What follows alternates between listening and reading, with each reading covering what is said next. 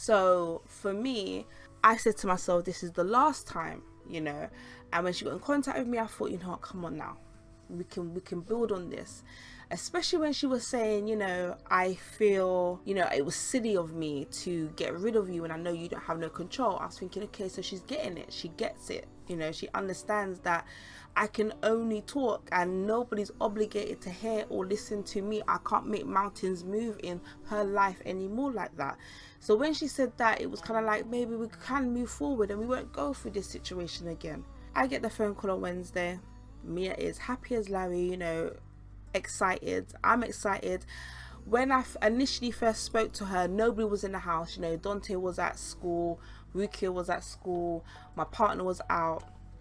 So when she rang me, Mia's currently not at school at the moment. They can't find her at school, and a lot of schools are rejecting her at the moment. So she's at home. So she called me during the day.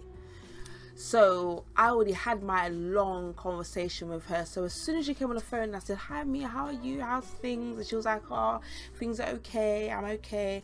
I called the dad. The dad ain't spoken to her for months. So, I called him and he's on the phone and he's super excited and he's like, Mia, how are you? Mia's, being very short, oh fine, nothing's really going on. He's like, but I haven't spoken to you for how long? Nothing's really going on, like nothing happened. And she's like, no, not really. And then straight away she goes into, can you do me a favor? And then so obviously it's on loudspeaker, we can both hear.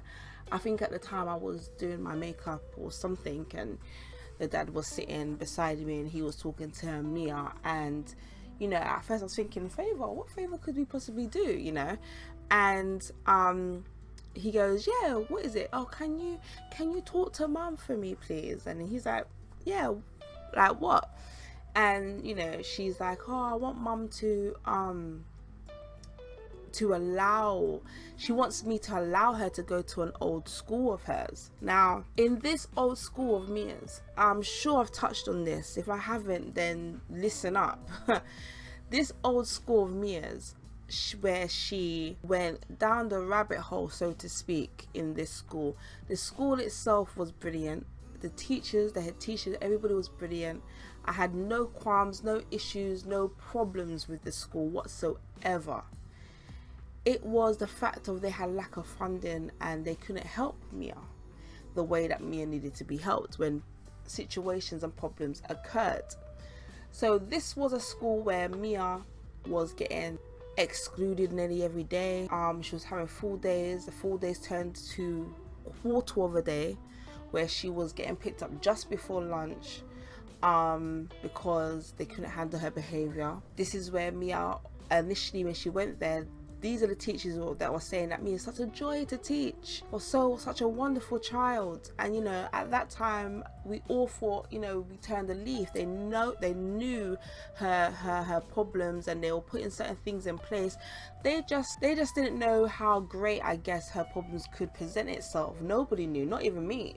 Do you know what I mean? Like, because Mia had to be in that situation in order for those problems to arise. And clearly my house is not a secondary school. So obviously I never experienced this with her before. This was her first secondary school. No one experienced it. No one saw it coming. So, all the things that they put in place when Mia was being, so to speak, a calmer child didn't work when she was being an erratic child, when she was being a hyperactive child, when she was breaking the rules and running away and stealing things and hiding behind tables and chairs and trying to cut herself in the middle of the classroom with acrylic, or trying to break a sharpener because she wanted the razor blade out of it and all the rest of it. These are the situations that they had to deal with. That in the end she was banned from any school trips. They said that we can't. Hello gorgeous, hello baby. They said that they couldn't keep her safe. What if Mia ran out into the road, or what if Mia ran off the train? And they gave these scenarios. You go into these meetings and they're saying these things about your child, and you wish that you could just say, no, she wouldn't do that. What are you talking about? Da, da, da, da. And every time, they said something that is just out of this world, I couldn't say anything. We couldn't say anything. We couldn't turn around and say, no, that's not true, or no, she wouldn't do that, or have faith, or like, if you just put this in place, that will sort that situation out. I couldn't say absolutely anything, because anything at that time could possibly happen. And it just got bad. It got bad really quickly.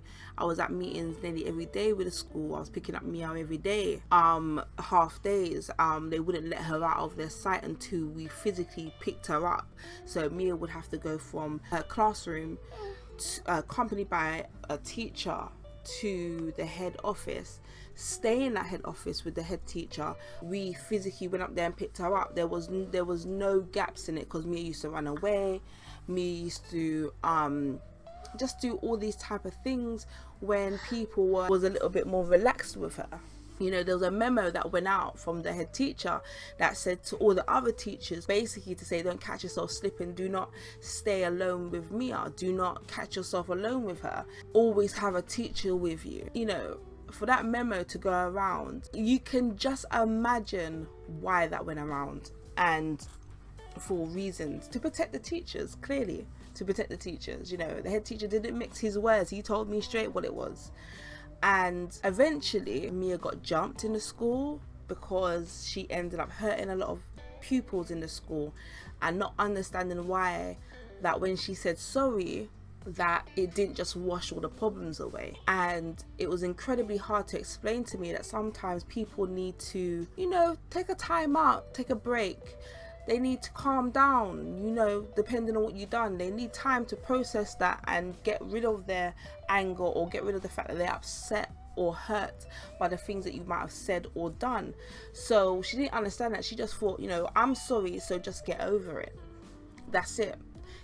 And explaining that concept to her was just, it was impossible. I still haven't explained that. I still haven't made her understand that concept, that people need time to calm down. Sorry doesn't wash everything away automatically or straight away.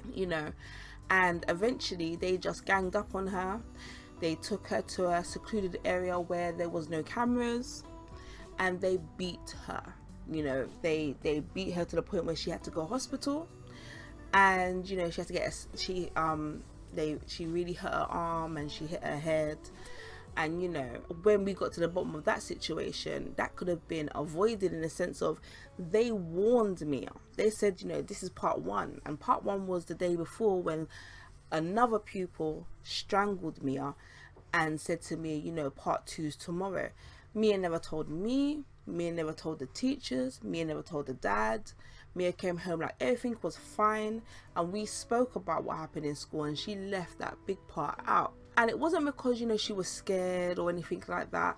She didn't want me or the dad to take matters in our own hands, in a sense of stop her from going to school.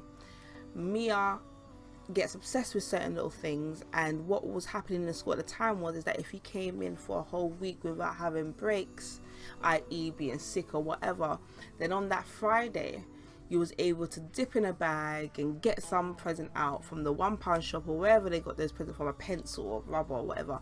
And that was more important than Mia's safety. This is the problem that we had. So the school clearly then said, we need to call social services, we need them to get CAMS involved, we need them to fund this and fund that, because we don't want to kick Mia out of the school. We don't want to completely expel her and she doesn't come back to the school. We want to try and help her. And that just opened up a can of worms, and this is where we are today. And this is the school that she wants to go back to. She was nearly crying every day, and it wasn't what you would think, oh, I'm getting bullied, so I'm really upset about that. It was more kind of like, why can't I go to school? Because you are in danger. There was a time where after she got jumped that I pulled her out of school, and the teachers agreed. We agreed to pull her out of school for a few days until the teachers get to the bottom of the investigation, because there was like 15 children there that jumped her. What does it take for 15 people, children, to look at somebody getting spat on, clothes getting ripped, kicked, beat, head hit the side of the stairs, hand stepped on? Like, what does it take for 15 different people to see that and not one of them stop it? You have to be in a different headspace to see something like that, to know that this person is 110% defenseless. and still be like, whatever, you know. That was the levels of how much she got under people's skin, to the point where they're standing there watching something that like that and don't want to help her. It's all well and good talking about it. Oh yeah, I'm gonna beat you up, or oh yeah, you know, yeah, let's gang up on her, let's do that. But when it actually unfolds, when you actually see it with your own eyes, you would think that somebody would change their mind and be like, oh my god, we're going too far.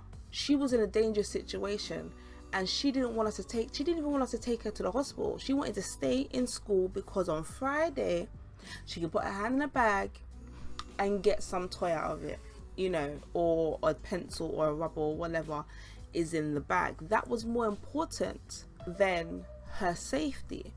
This is the reason why we had to put our foot down at the time and be parents and be like, you're coming home. We're taking you to the hospital and you're coming home. And I told the head teacher that this is a police matter.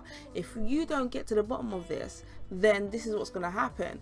And, you know, hats off to them. They really got to the bottom of it. They interrogated them and got to the bottom of everything, got all the information, got all the evidence that they needed to hold all the pupils that did something to me on that day accountable for their actions.